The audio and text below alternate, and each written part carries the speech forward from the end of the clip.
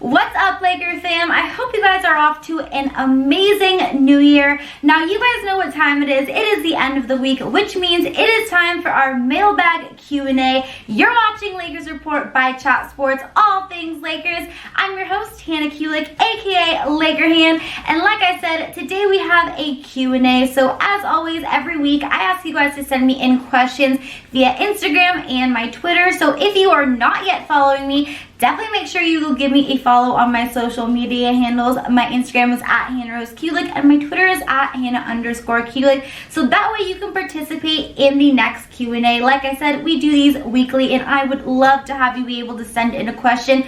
Always love to hear what you guys have to say about our purple and gold. And also, while you're at it, I want to remind you guys to please hit that subscribe button down below. If you are watching this video and you are not yet subscribed, just go ahead and subscribe. We've got so many awesome videos coming for you this year. I am so excited, so I want to make sure that you do not miss a single second of it. But anyway, I asked you guys again to send me in questions. As always, you all sent me in such awesome questions, so I just want to get right into it. So starting with our first question here today, we have a couple actually kind of regarding Kyle Kuzma. So this first one is from @InForFit. Do you think Kuzma will be traded because of his trainer's comments? And then another one, a very similar from @Scotty_A_MMA. Should Kuz be traded now? So first, in regards to what Kuzma's trainer Clint Park said, the comments against LeBron James, saying that he didn't work hard after that Christmas Day game, just kind of saying that Kawhi is obviously the better player because you can tell he's been in the lab, whatever, just kind of caused some unnecessary drama. And in the beginning, you know, I was very frustrated by this, as I'm sure the whole Lakers team, a lot of Laker fans were, but again, it wasn't necessarily Kuz saying anything bad about LeBron. And at the end of the day, you know, Kuz said that he apologized to LeBron and he said, you know, listen, I can't control what another man thinks, what another man says, but obviously I don't feel that way. So right now I think everything is fine between the two. They appear to be friends. They appear to be on good terms. Kuz was at LeBron's birthday party. Everything seems fine in regards to them. Now, in terms of should Kuzma be traded because of Clint Parks' comments or just in general, definitely not because of Clint Parks' comments. Again, that's not how Kuzma feels. He can't control what someone else feels and what someone else says.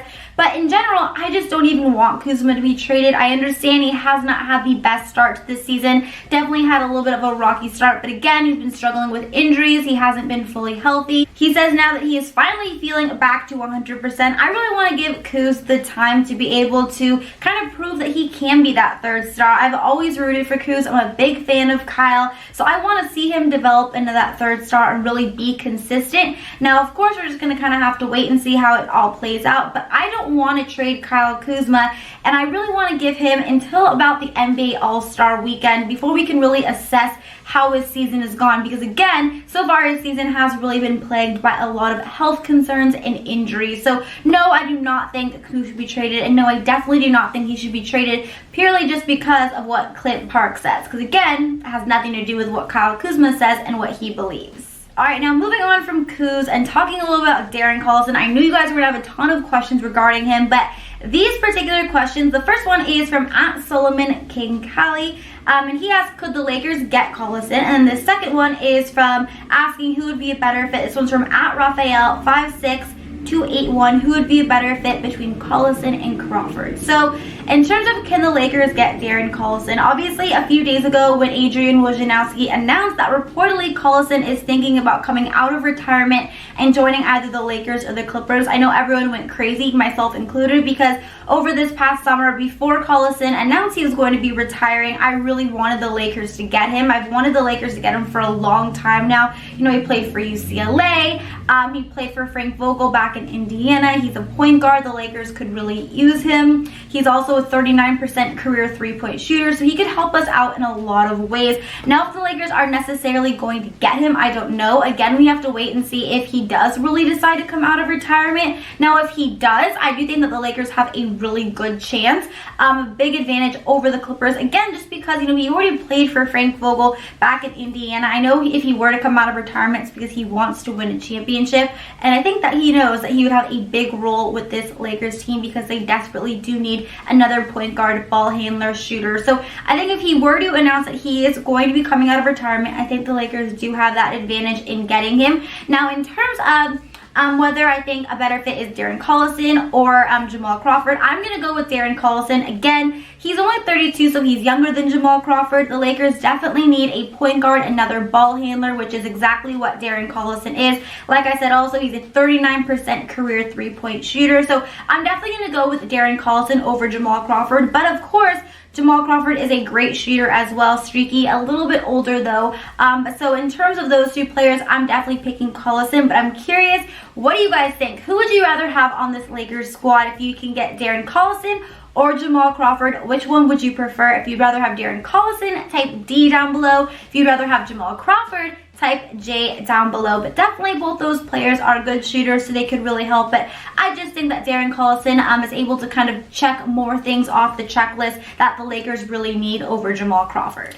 At Trey HA72, what are the chances of landing a JJ Redick, or is there anyone having the same streak shooting, like a good shooter, I think is what he means, that could possibly be acquired to add shooting for us?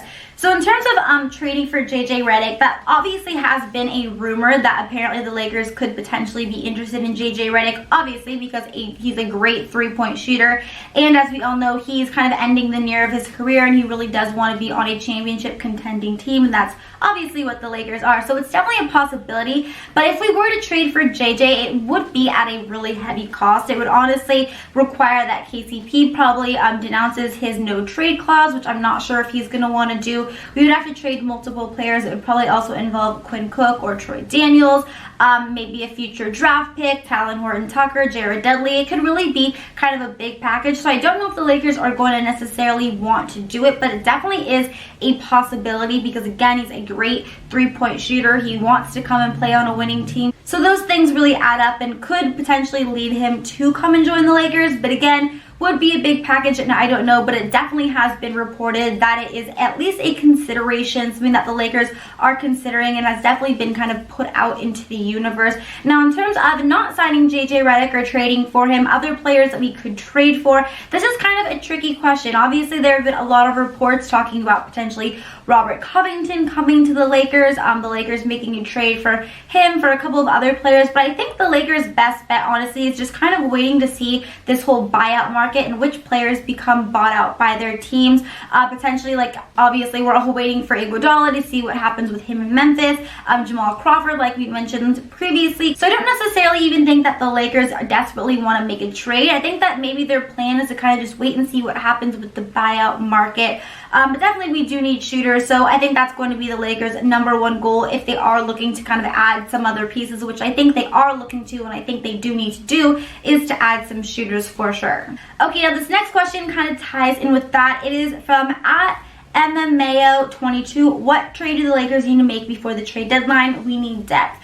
So yeah, necessarily, like I said before, I don't necessarily even think that the Lakers have to make a trade. They could also just wait and see what happens with the buyout market. But something that I know the Lakers are prioritizing, like I just said, is shooting. We've obviously really been struggling with finding that kind of consistent third scorer, that consistent offense besides LeBron and AD. And if the Lakers want to compete with the elite teams like the Clippers, who have Lou Williams coming off the bench, scoring 30 points a night, they're going to need to have some consistent shooting and some guys who are kind of coming off the bench and more of the role players who were able to knock down their shots. So definitely shooting three-point shots is going to be a priority. And then, of course, obviously, a wing defender, a small forward. So that's why Iguodala would be a great fit. But again, just going to have to wait and see what happens with that. Wait till kind of February. But I don't necessarily even think the Lakers have to make a trade. I think they really could just wait and see which players get bought out, because I'm sure we're going to see some more players be cut from their teams who could really have a good role with this Lakers squad. So especially we got to wait and see what happens with Darren Collison, because that could be an awesome pickup. Definitely something that no one really saw coming, but would be a storybook perfect situation for the Lakers. So yeah, we could get a player via trade, but also I think maybe the buyout market is something that we're more kind of paying close attention to, and that would be our #1 preference. Next question is from @Luda_Wooksy. Can the Lakers adjust for potential star players in the future? So I think this question you're asking is just like, do the Lakers, are they going to be able to sign a star in the future? So as of right now, most of these players who are on the contract right now. A lot of them are on 1 year, 2 year deals. So we're going to have pretty much full cap space really besides Anthony Davis, assuming that he re-signs with us back in 2021. So, and that is of course the year of when Giannis is going to be available. So I think, and I think a lot of people can agree with me, that the Lakers' plan is to really be able to go into the year 2021 free agency that summer and have a complete full cap space besides having AD and be able to pair Anthony up with Giannis. So I think, yes, obviously we have really kind of been playing it safe. We have a good plan moving forward. We're going to have some cap space available because a lot of our players right now are on these short-term contracts, and also, you know, a lot of these guys besides KCP and Danny Green are on kind of smaller contracts. They're not making a ton of money. So I think our big goal is to have this team for the next year or so, and then the year 2021 go ahead and sign Giannis, which I believe is going to happen. But I want to hear from you guys. Do you guys think that the Lakers are going to sign Giannis in free agency in 2021? Do you agree with me and you think yes, or do you say nope, not really? Let me know down in the comments below. But I think Giannis and AD is for sure going to happen, you guys, and I'm just going to put it out in the universe. Now, we still have a few more questions here that I'm going to answer today, but before we do, I want to let you guys in on a very exciting promotion that one of Chat Sports' sponsors is offering us Laker fans. So if you like sports betting, you want to bet on your Los Angeles Lakers or another NBA team, or really just any one of your favorite sports teams, then you're in luck, because BetDSI is the internet's #1 sports book, and they are offering us an awesome promo code to go and play and bet on your favorite sports team. So all you have to do is go to chatsports.com/bet,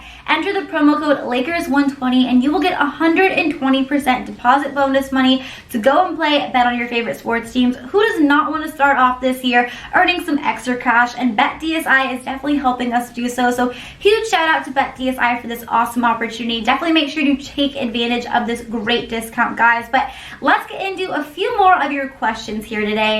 Okay, let's see what else you guys have to say here. So this next question is from @ZachMaster. When is Boogie coming back? I heard he's shooting around and looking to come back in February. I don't think DeMarcus Cousins is going to be able to come back in February. I do think he may actually be able to come back this season, but if he does, it would be closer to the playoffs. I have found it very interesting because he has been at pretty much every single Laker game. He's even been traveling with the team, which I know in the beginning when his injury was originally announced, no one thought he was going to be able to play this season, but I think it is looking like he is going to return, but I definitely don't think it's going to be February. I think that's definitely a little bit of a long shot. I think it would be closer to the end of the season or come playoff time, but I do believe that Boogie is going to be able to eventually come back and play for us this season, which would be awesome. Obviously, it was really exciting when the Lakers did sign him. He was supposed to be kind of that X factor for us, that third star, kind of, you know, that dark horse, but guy could really make a big contribution. It was very frustrating and very sad when he got that knee injury. So definitely want DeMarcus Cousins to hopefully be able to come back and play for us this season and finally wear that purple and gold after it's been rumored for pretty much his entire career that he would be a Laker. But I don't think February is a realistic mark. I haven't heard that he is going to be coming back that soon. I think if he was coming back that soon, it would have kind of already been announced and there would be more talk about it. So I think DeMarcus will come back eventually for us, but I think it'll be closer to the playoffs. Now, this final question that I want to get to today, I'm going to answer one more, is from @Manny Lakeshow 96, and he asks, how many more wins can we get in the next 10 games? So personally, I am Laker fan, so I may just be a little bit biased. So I kind of think that the Lakers can win pretty much every game, but I know that's not really realistic. These next 10 games, though, we do have some winnable games, but we also do have some hard games. You know, we play the Dallas Mavericks again, we play OKC, we play Houston, so we definitely are going to have some tough games, but I think ultimately the Lakers are able to win pretty much any game they ever play. We do have the best record in the Western Conference, second best record in the entire league. As long as they play hard for a full 48 minutes, I think they can beat any team. But again, it is going to be, we do have some kind of tough games. Playing Dallas again, which is never fun. Kind of over playing Dallas already. I don't want to see Luka for a little while, but unfortunately, not the case. We got to face Chris Paul with OKC again, and then of course, play Russell Westbrook and James Harden with the Houston Rockets. So I think I'm going to make a little bit of a prediction. I'm going to go out and say that the Lakers are going to be able to go 9-1 in these next 10 games. Maybe a little bit of a long shot, but I'm always going to remain positive. But let me know how many games you guys think the Lakers are going to win in these next 10 games, and also let me know which game you are most looking forward to. That is going to be it for today's mailbag Q&A. Thank you guys so much for always sending in such awesome questions. I really appreciate it. I love filming these mailbag Q&As, and I always love to have to hear what you guys have to say about our purple and gold. So if you like this video, please don't forget to give it a double thumbs up. I really want to get this video to 500 likes, so that would be awesome. And then until next time, Laker Hand is out. Bye guys.